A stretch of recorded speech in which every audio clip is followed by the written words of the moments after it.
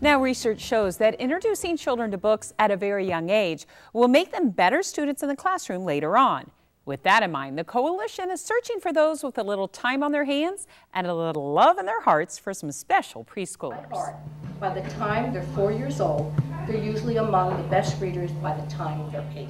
Every week, volunteers from all over Palm Beach County take reading lessons, even though they already know how to read. It is the new training for a program recently launched by the Palm Beach County Literacy Coalition called Budding Readers. It's a program that will be focusing in on recruiting volunteers in the community to help us go out into subsidized childcare sites or preschool sites where we will be providing emergent literacy skill development with 3-year-olds that will focus on their oral language development and helping them with their emergent literacy skills that will help them be more school ready when they are ready to enter kindergarten.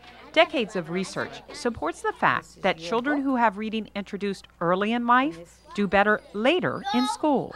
We know that those preschool years from birth to 5 are the most important developmental years of children's lives. According to recent studies, most preschoolers are not being read to as often as they were a few years ago. And those who do live in more middle-class and affluent families. That's why the volunteers will be bringing books to less privileged children. We have targeted, again, as I said, children that we feel may not have the advantage of some of the other children in the community who may have a large library at home or be exposed to books and reading on a regular basis. So that's why we feel that it's important that we have some volunteers who will help us with this new goal that we have to reach these children so that they will enter kindergarten just as eager and enthusiastic about reading and learning as their more advantaged peers.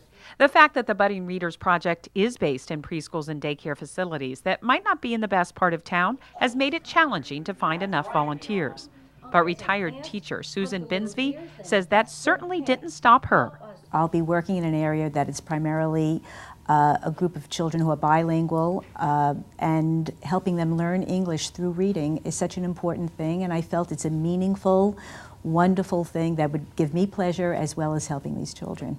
80% of my volunteers are retired volunteers down in the community, but there is about 20% that might be working individuals who are making time in their busy work schedules because they feel this is so important. And QRS and TUV. Jean says she is searching for those who want to get involved with helping kids who normally don't get much help, and it does not take a lot of credentials to be a great volunteer. The 2 most important qualities a volunteer has is that they are child-friendly, because it's important to be child-friendly and flexible.